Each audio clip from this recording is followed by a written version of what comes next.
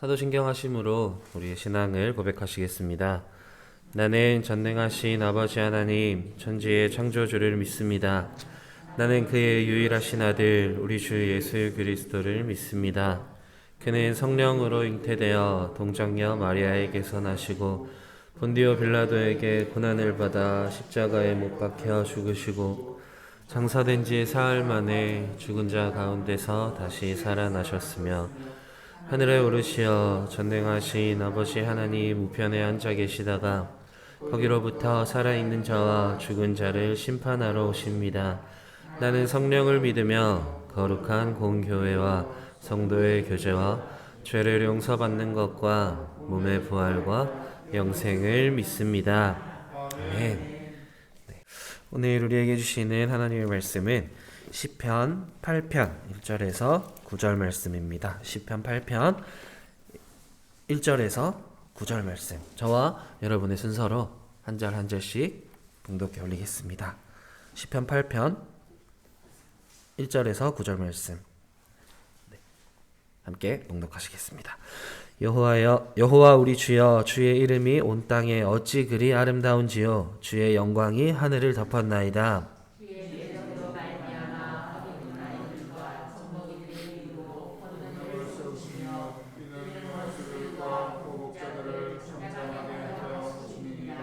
주의 손가락으로 만드신 주의 하늘과 주께서 베풀어 두신 달과 별들을 내가 보오니 사람의 모시기에 주께서 그를 생각하며 인자가 모시기에 주께서 그를 돌보시나이다. 그를 하나님보다 조금 못하게 하시고 영화와 존귀로 관을 씌우셨나이다. 주의 손으로 만드신 것을 다스리게 하시고 만물을 그의 발 아래 두셨으니 곧 모든 소와 양과 들짐승이며 공중에서와 바다의 물고기와 바닷길에 다니는 것이니라.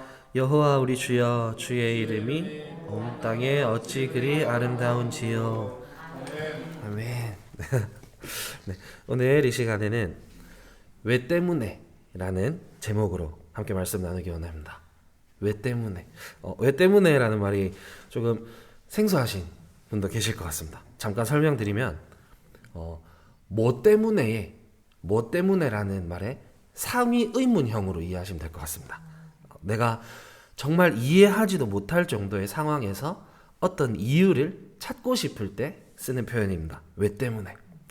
네, 오늘 본문 말씀 또한 계속해서 이어지고 있는 다윗의 시입니다. 근데 지난주랑 조금은 다른 느낌입니다. 여러분, 드디어 다윗이 감사만 하고 있습니다. 그래서 오늘 본문 말씀인 시편 8편은 감사를 고백하는 예배시로 분류가 되었습니다. 만물을 지으신 하나님의 영광과 만물의 통치를 인간에게 위임하신 하나님의 은혜를 찬양하는 감사시입니다. 오늘 본문 말씀 1절과 9절, 이 고백으로 만들어진 정말 유명한 찬양이 있습니다.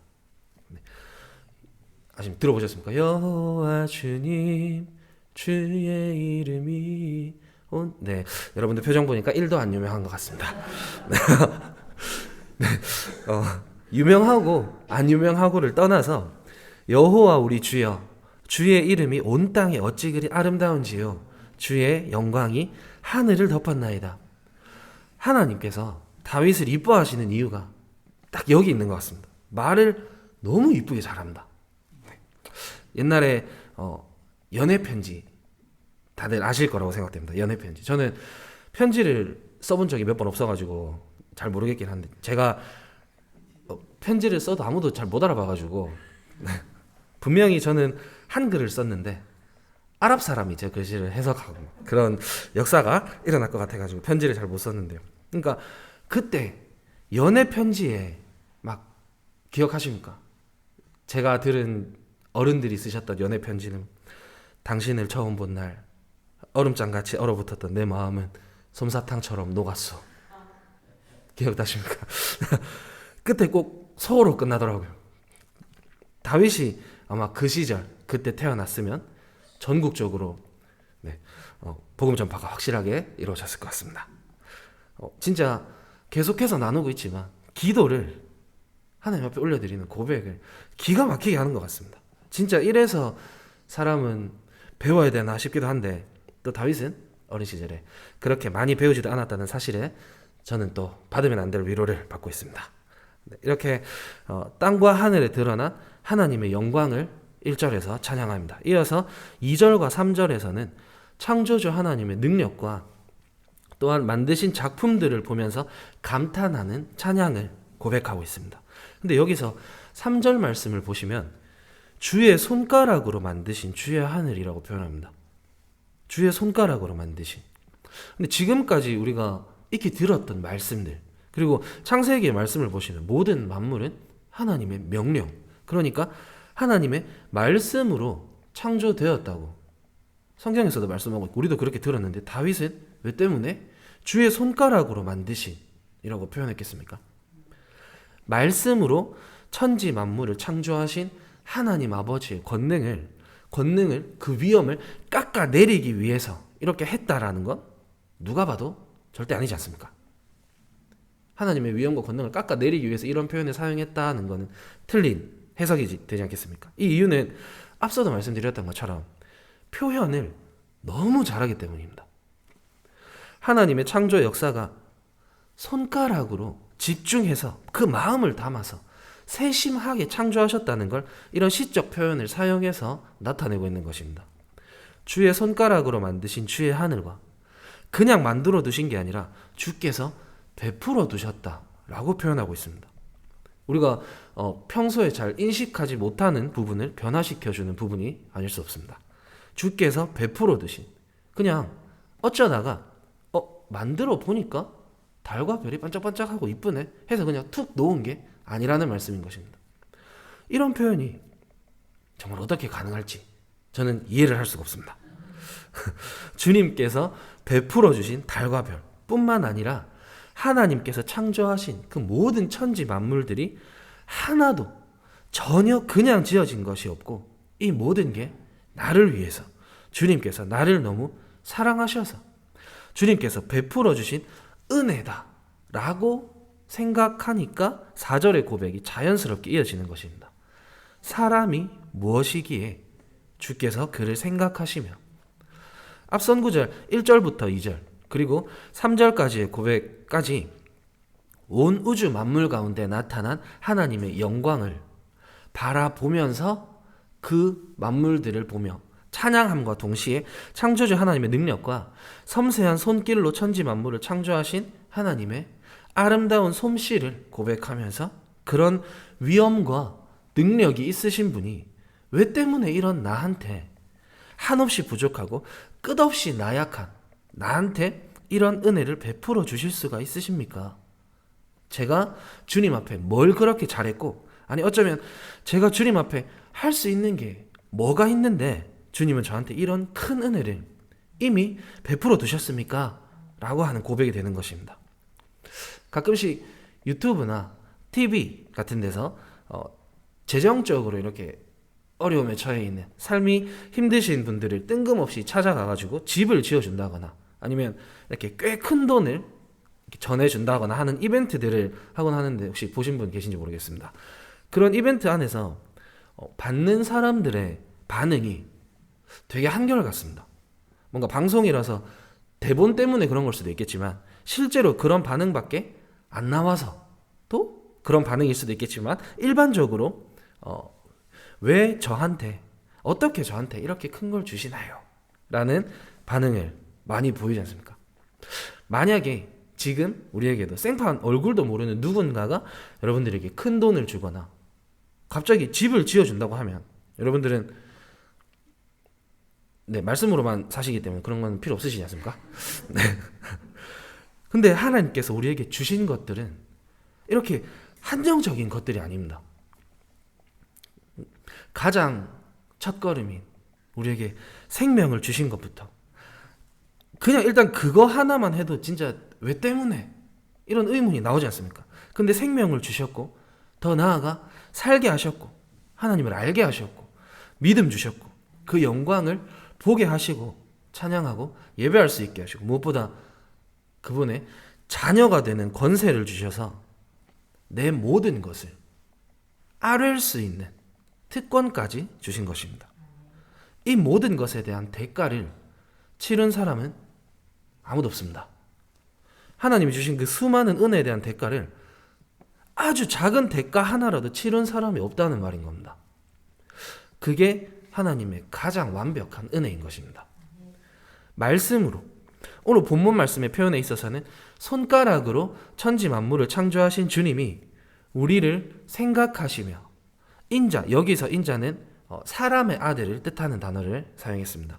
그러니까 이 작고 초라한 내가 온 우주, 천지 만물을 창조하신 주님 앞에 내가 뭐길래 주님께서 생각해 주시고, 내가 무엇이길래 주님께서 돌봐주십니까? TV 이벤트에서 앞서 말씀드렸던 것처럼 재정적으로 힘들어하는 사람한테 돈 몇 푼, 집 한 채 지어줬다고 해서 제가 뭐라고 이렇게 큰 걸 주시나요? 라는 대답을 하는데, 물론 큽니다. 필요하기도 합니다. 근데 하나님의 은혜는 이렇게 한 번 주고 끝이 아니라는 것입니다. 생각해 주시고 돌봐주신다는 것은, 인간은 하나님을 잊고 살아갈지라도 하나님은 잊지 않고 항상 우리를 기억해 주시고 어려움에 처해 있는 하나님의 백성들을 찾아와 돌봐주신다는 것입니다. 원어의 의미로 돌보신다라는 것의 뜻은 오늘 본문 말씀 안에서는 미완료형을 사용했습니다. 미완료형을 사용했다는 것은 돌봄이 부족하거나 애매하다는 것이 아니라 하나님의 돌보심이 끝없이 계속된다는 사실을 나타내기 위해 미완료형을 사용했습니다. 무엇보다 이 원어의 원형인 파카드라는 단어에 담긴 더 깊은 뜻은 자기 백성을 위해 자기 자신을 낮추시는 하나님의 겸손함 또한 담겨있는 표현입니다.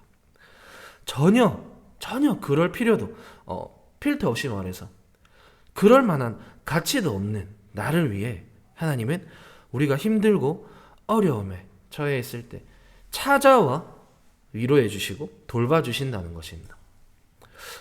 왜 때문에? 정말 왜 때문에?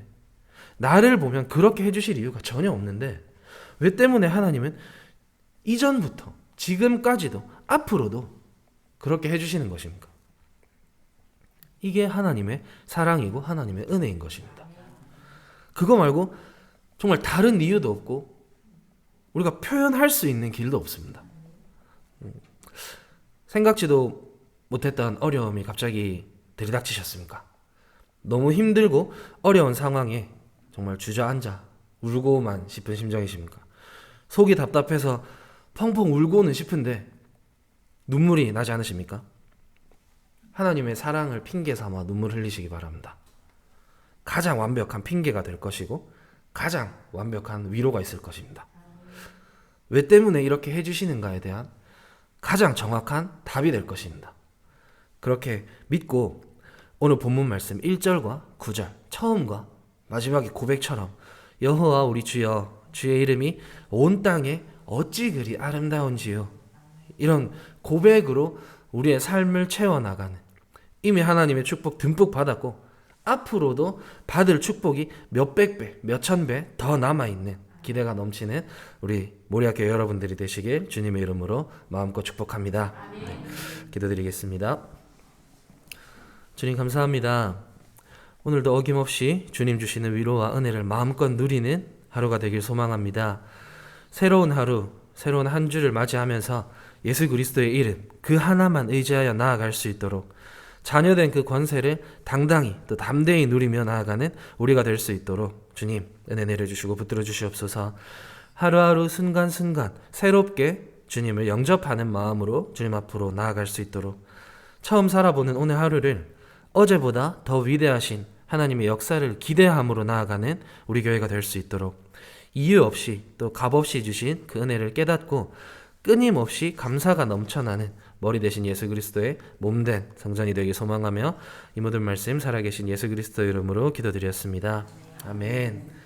하늘에 계신 우리 아버지, 아버지의 이름을 거룩하게 하시며 아버지의 나라가 오게 하시며 아버지의 뜻이 하늘에서와 같이 땅에서도 이루어지게 하소서. 오늘 우리에게 일용할 양식을 주시고 우리가 우리에게 잘못한 사람을 용서하여 준 것 같이 우리 죄를 용서하여 주시고 우리를 시험에 빠지지 않게 하시고 악에서 구하소서. 나라와 권능과 영광이 영원히 아버지의 것입니다. 아멘. 네, 우리 시간 또다시 기도의 자리로 나아가실 때 오늘 함께 나눈 말씀을 기억하며 우리 주변에 갑작스럽게 힘든 상황에 놓여져 있는 분들, 또한 우리가 알고 있는 위로가 필요한 분들을 위해서 함께 기도하기 원하고요. 무엇보다 우리 주변에 육체적으로도 영적으로도 아파하고 있는 마땅히 우리가 기도해야 할 환우분들을 위해서 함께 기도했으면 좋겠습니다. 그리고 담임 목사님과 함께 협력하시는 이중호 목사님과 이문택 목사님을 위해, 그리고 주님께서 이끌어 가주실 우리 교회의 다음 한 걸음을 위해 이 시간 기도하시다가 삶의 예배로 나아가시겠습니다. 기도드리겠습니다.